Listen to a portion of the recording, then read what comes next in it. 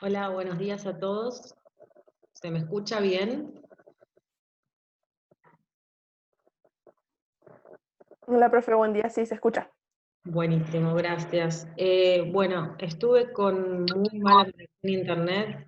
De hecho, me costó bastante conectarme ahora. Así que, bueno, vamos a tratar de dar la clase con normalidad, pero si se llega a interrumpir, ya saben por qué es. Bueno, en primer lugar, bueno, no sé si hay alguna duda que quieran plantear.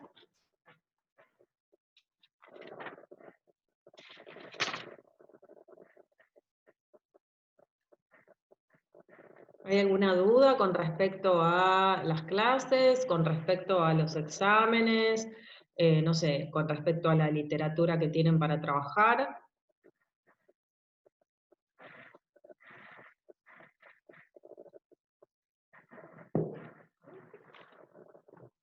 Si no tienen dudas, les pido que me respondan, así podemos avanzar. Hola Pau, buen día. Yo más que nada, saber eh, qué se va a hacer más que nada en lo que falta, más allá de esta clase, sino qué es lo que falta, qué es lo que se va a hacer, digamos, incluyendo el final y todo eso. Bueno, en el final va a entrar todo lo que veamos a lo largo de este mes. Por otra parte, lo que vamos a trabajar en esta segunda parte del curso, como ya les había adelantado un poco, ahora les puedo dar un poco más de detalles, pero en la segunda parte del curso, dado que ya sobrevolamos toda la historia de una manera muy general y abarcativa, la historia del pensamiento científico, a partir de ahora nos concentramos en determinados textos que vamos a ubicar en distintos momentos de la historia. Ya ustedes conociendo y teniendo un panorama de la historia del pensamiento científico, ¿sí? O sea que ahora, en esta segunda parte del curso, nos vamos a enfocar en determinados autores y en determinadas vertientes del pensamiento científico, fundamentalmente social. Em, Eso por un lado. Puntualmente lo que vamos a hacer es trabajar con el giro narrativista y vamos a hacer algunas especificaciones, vamos a plantear algunos hitos respecto de lo que sucede desde el punto de vista histórico a lo largo del siglo XX, que vendría a identificarse con la posmodernidad. Nosotros hasta ahora estuvimos muy detenidos y desarrollamos mucho el momento histórico en el cual la ciencia se desarrolla a partir del siglo XV y hasta la primera mitad del siglo XX, enfocándonos en el positivismo. Lo que vamos a hacer a partir de hoy es enfocarnos, en primer lugar, en la posmodernidad, que se ubica en la segunda mitad del siglo XX, y por otra parte, dentro de lo que es la posmodernidad, vamos a trabajar con algunos autores que discuten cómo debe procederse en las ciencias sociales para poder conocer científicamente. E incluso más, van a discutir el concepto de ciencia, se va a discutir, se va a resignificar y se va a cuestionar, ¿sí? Así que básicamente eso.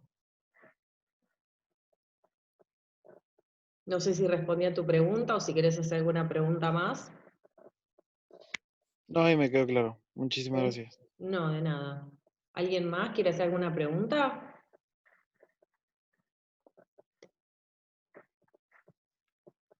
Bueno, entonces vamos a empezar. Nos restaba por trabajar un apartado del texto de Pardo que se refiere a la posmodernidad. ¿Se acuerdan que esto estaba en el texto de Pardo? Bueno, básicamente en la segunda mitad del siglo XX se produce una ruptura muy fuerte desde el punto de vista de cómo se piensa la ciencia, tanto, digamos, las ciencias naturales como las ciencias sociales, pero hay también un giro en las ciencias sociales, y esta ruptura que se produce en la segunda mitad del siglo XX a mi entender, tiene mucha relación con, y así también lo plantea Pardo, tiene mucha relación con los eventos históricos que se dan a lo largo de la primera mitad del siglo XX. Entonces ahí primero me gustaría poder recordar entre todos cuáles son los principales hechos históricos que se dan a lo largo del siglo XX. ¿Qué les parece? ¿Qué hechos históricos digamos, en todo el siglo XX, podríamos decir, vale la pena destacar? Los escucho. Las dos guerras mundiales. Las dos guerras mundiales. Fecha de las dos guerras mundiales para repasar, así repasamos historia también. Para ubicarlas en el tiempo también, ¿no? 14 y 45. 14. 29. 45 creo que 39. termina. 1914 Sí. es la Sí. primera y 1939 arranca la segunda. ¿Qué más? ¿Qué otros hitos históricos? La Revolución Rusa, la cubana. Me encantó, porque en general cuando pregunto, nadie se refiere a la Revolución Rusa ni a la Revolución Cubana. Claro que la Revolución Rusa, que se da ¿en qué año? En el 19. Cerquita, 17. 17. ¿no? La Revolución Rusa, la Revolución Cubana, ¿en qué año? En el 60. Sí, creo que 59. Sí, por ahí. En el año 1955 se produce otra guerra también, que es una guerra que no es tan conocida, yo la voy a mencionar porque por ahí no adivinan. Hay una guerra que se da en 1955 en el marco de la división mundial que hay entre socialismo y capitalismo a raíz de la Revolución Rusa, y es la guerra de Vietnam. Sí, la guerra de Vietnam es un conflicto bélico que se libra entre los años... Ho Chi Minh. ¿Cómo? Tiene que ver con Ho Chi Minh. Exactamente. Sí. De los Exactamente. comunistas y todo eso. Exactamente. Bueno, en realidad Vietnam hacia 1955 era una colonia francesa.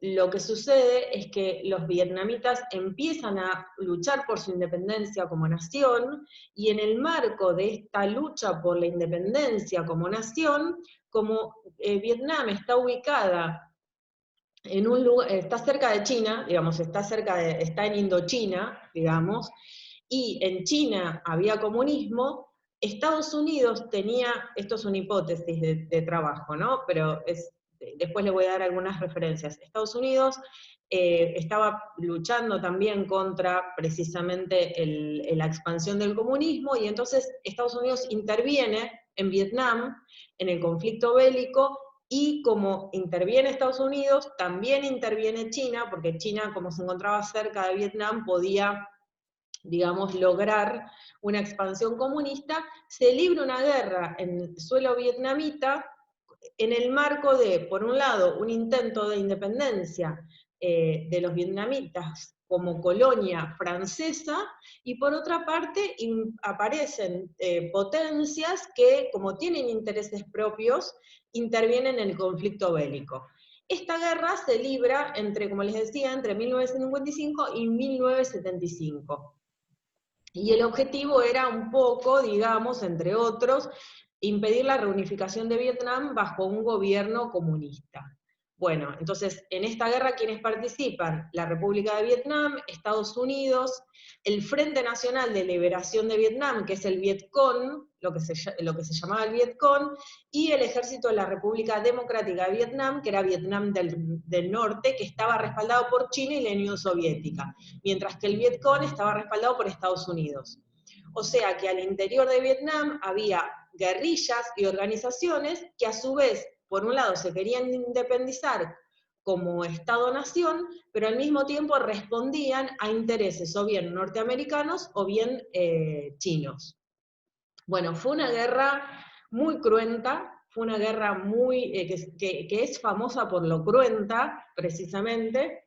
Hay en Netflix, si tienen la posibilidad de ver Netflix, que es una plataforma relativamente barata y accesible, en Netflix se puede ver, yo no sé si está, me parece que la sacaron, pero es muy interesante ver un documental que precisamente se llama La Guerra de Vietnam. Es un documental que está constituido por una serie de capítulos que duran como 3 horas. Yo me lo vi en su momento, realmente es algo que impresiona muchísimo ver cómo se desarrolló esa guerra. Desde el punto de vista humano, desde el punto de vista político, desde el punto de vista económico, desde el punto de vista de la lucha ideológica, ¿no? de la guerra ideológica. Bueno, la verdad que vale la pena ver, que la vean, que la busquen por lo menos en internet, tal vez también está en internet.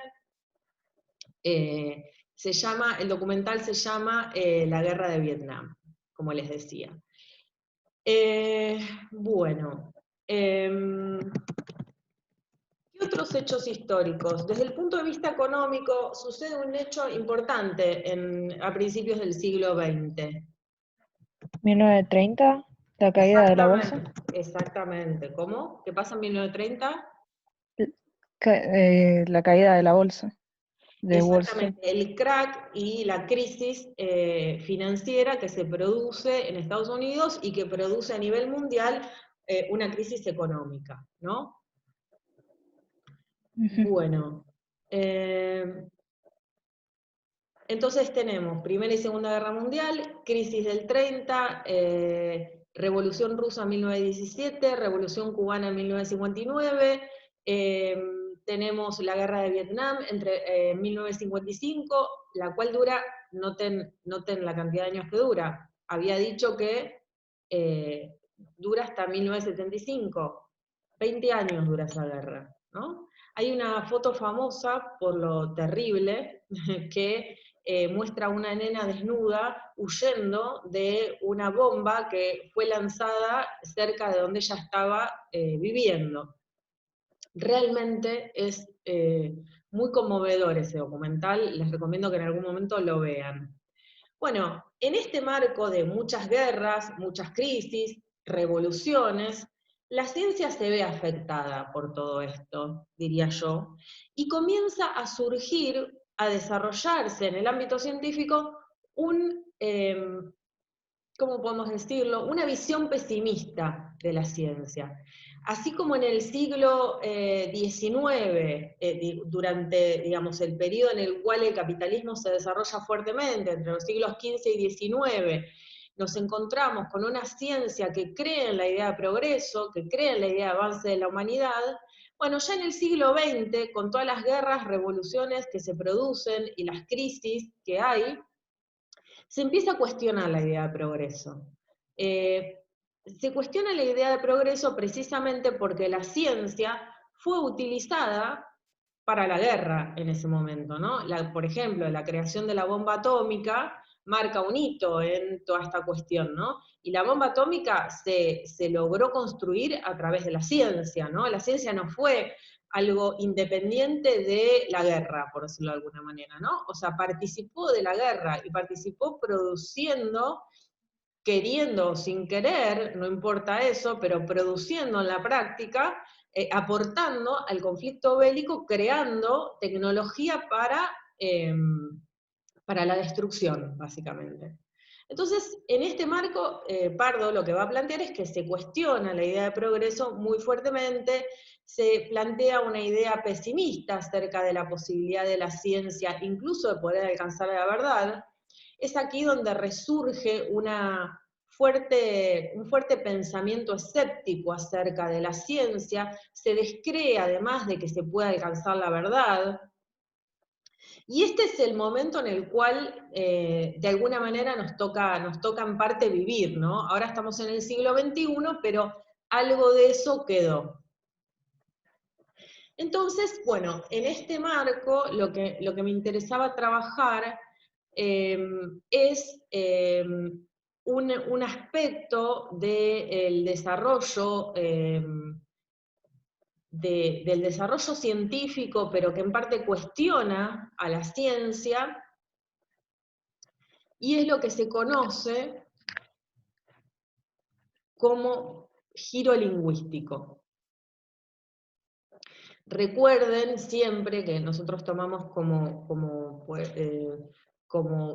base para pensar y comparar lo que vamos a ver hasta ahora, el positivismo, ¿no? El positivismo planteaba que la ciencia tenía que proceder ¿cómo? ¿Haciendo qué? A ver si repasamos para el examen final. ¿Cuáles son las características del positivismo? ¿Qué plantea el positivismo?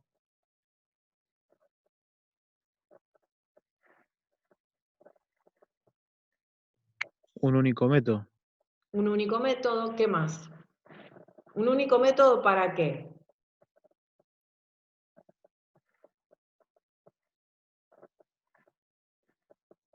Para Las desarrollar. ciencias sociales. Exactamente. ¿Qué más?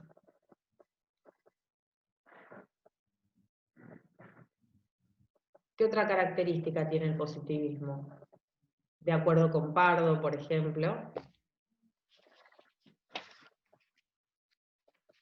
¿Cómo debe proceder la ciencia? ¿Cuándo se considera que un conocimiento es científico?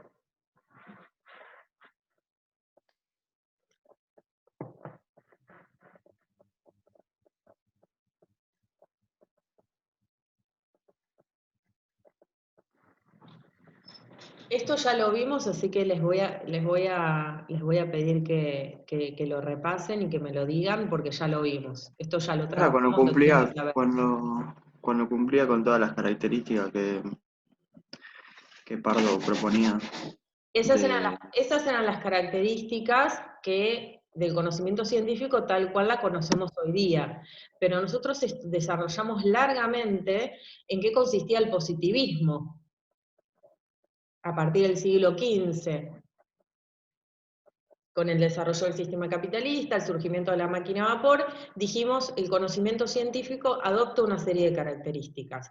¿Qué implicaba conocer científicamente y en qué se diferencia un conocimiento científico de cualquier otra forma de conocimiento?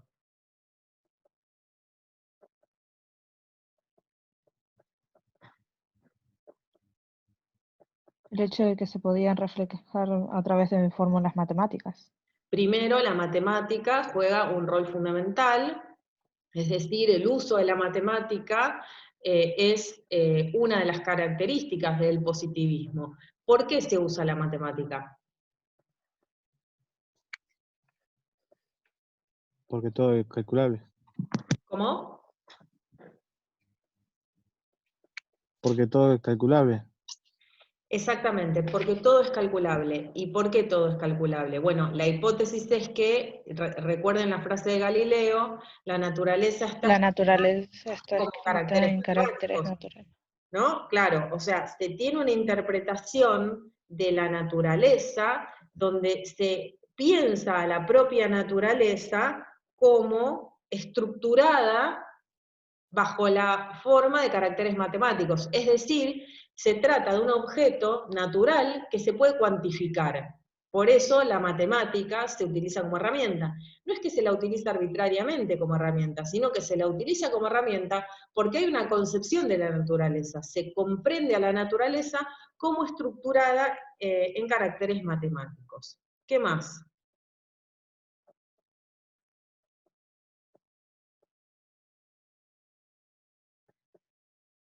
Se plantean fórmulas, ¿no? Se plantean Leyes fórmulas. universales. ¿Cómo? Leyes universales. Leyes universales, exactamente.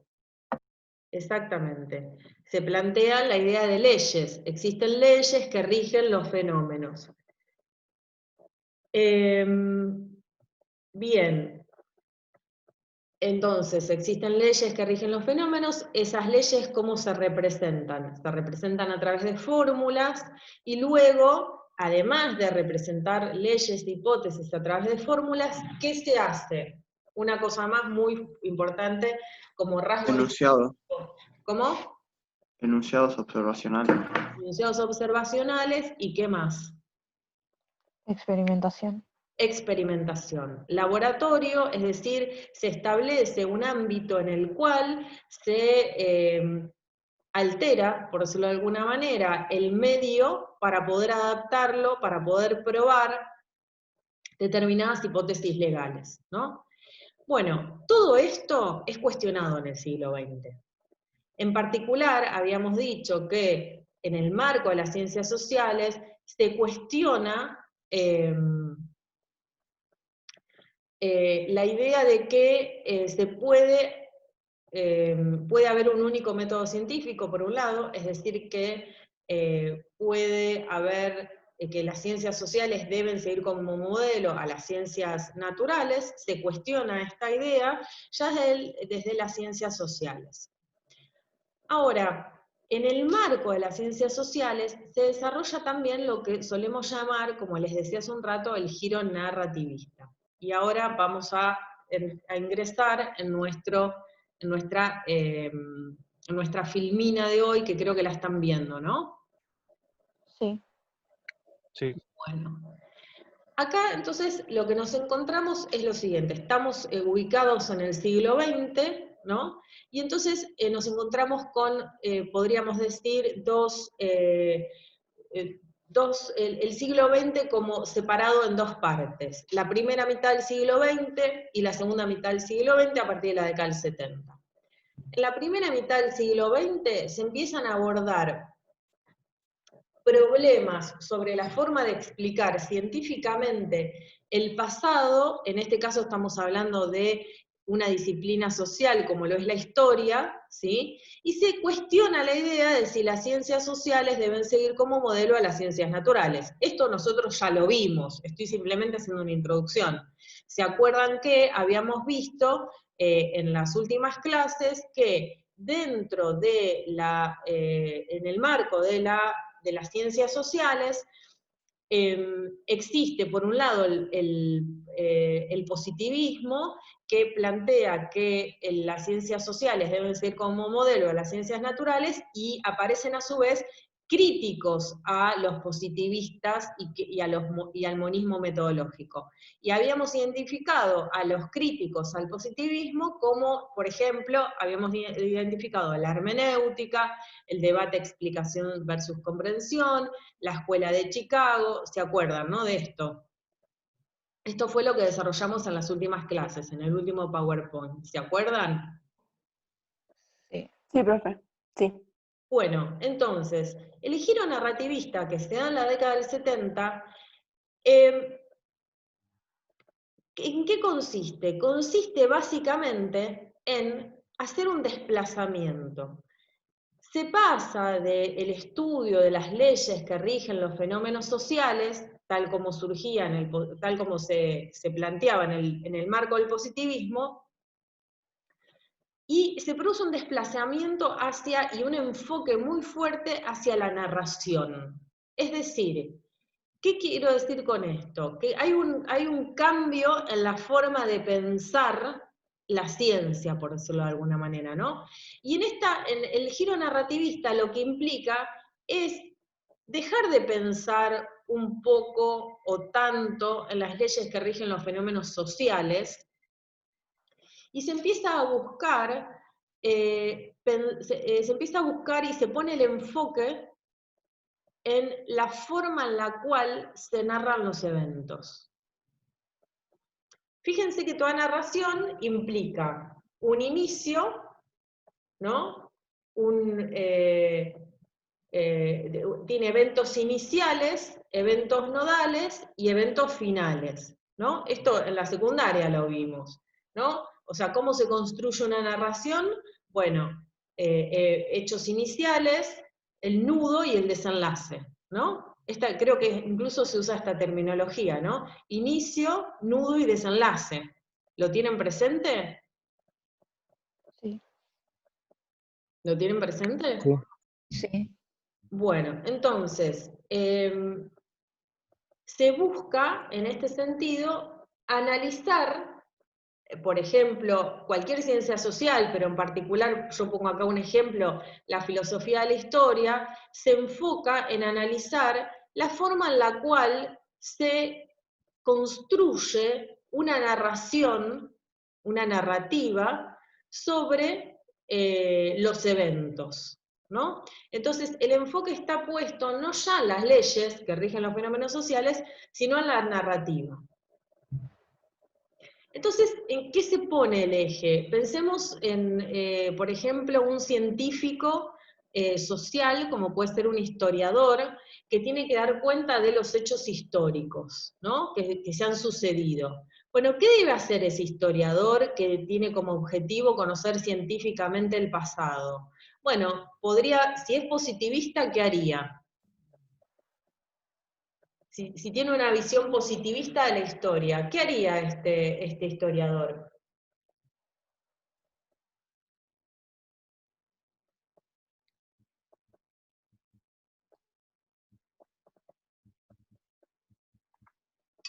Tratar de encontrar una fórmula matemática que explique el hecho. Exacto, va a buscar las leyes que rigen la historia, básicamente. Va a buscar las leyes que rigen la historia, va a hacer experimentos, va a hacer formulaciones hasta, diríamos, matemáticas, lo cual ya es muy difícil, ¿no? Plantear una cosa así en el marco de las ciencias históricas, porque no sé si todo se puede formular matemáticamente, ¿no? O sea, la lucha de clases, si ese concepto me lo aceptan.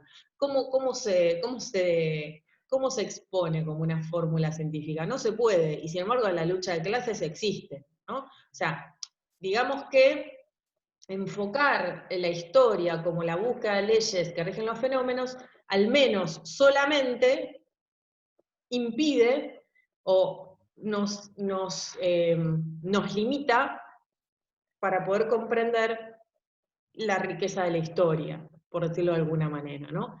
Obviamente, un positivista va a pensar que la naturaleza histórica está escrita en caracteres matemáticos, va a tratar de modelizar, etcétera, etcétera, etcétera, va a tratar de construir estadísticas al estilo de las que veíamos con las ondas de Kondratiev, por ejemplo, y va a enfocarse en la dimensión cuantitativa de la historia, por decirlo de alguna manera, ¿no? ¿Se acuerdan que yo les había puesto el ejemplo de las ondas de Kondratiev? Bueno, ahí se puede pensar la historia, ahí vemos cómo se piensa la historia desde el punto de vista matemático. Se construyen unas ondas donde se muestran que los ciclos económicos a nivel histórico se comportan de la misma manera que las estaciones del año. Tienen momentos de expansión, momentos de quiebre, digamos, o momentos cúlmines y momentos de depresión, y así sucesivamente, y cada ciclo está identificado con una revolución tecnológica. ¿Se acuerdan que vimos eso? ¿No? Sí. ¿Recuerdan? Sí. Bueno, entonces, podríamos decir que un positivista podría abordar las ciencias desde este lugar. Ahora, ¿qué plantea el giro narrativista? Plantea que no hay que hacer eso, no hay que buscar las leyes que rigen los fenómenos, porque en realidad no hay tal cosa como leyes que rijan los fenómenos sociales. No hay, ¿no? Para el narrativismo no hay leyes. No hay leyes, ¿no? De hecho, habíamos abordado nosotros brevemente el debate explicación versus comprensión, donde la explicación se trataba de probar que existen leyes que rigen los fenómenos sociales, mientras que la comprensión se enfocaba en otra dimensión que no habíamos aclarado demasiado del problema. Bueno, podríamos decir que del lado de la comprensión podemos incluir al giro narrativista, es decir, donde el giro narrativista lo que busca en la década del 70 es desplazar los problemas de las ciencias sociales a la forma en la que se narran los hechos sociales, ¿no? Entonces ya no es que simplemente se buscan las leyes que rigen los fenómenos sociales, sino que se busca comprender cómo se narra, cómo se organizan los eventos particulares. Se busca una coherencia narrativa. Una de las particularidades que va a tener el giro narrativista es que va a poner la atención en la significación total del texto histórico, de manera autónoma en relación con el significado de los enunciados singulares empíricos que lo componen, tal como estoy diciendo acá en el PowerPoint. Y se analiza la relación entre lenguaje y realidad. La pregunta es, ¿está lo real atravesado por el lenguaje? ¿Y qué quiero decir? ¿Y qué estoy queriendo preguntar cuando pregunto si lo real está atravesado por el lenguaje? Bueno, estoy haciendo una pregunta muy profunda que consiste en plantear la pregunta de si la condición para que haya realidad es que haya lenguaje de por medio. Bueno, voy a parar acá, vamos a pasar a la próxima sesión porque nos quedan menos de un minuto y con esta pregunta seguimos avanzando. ¿Sí? Nos desconectamos. Ok, profe. Bueno.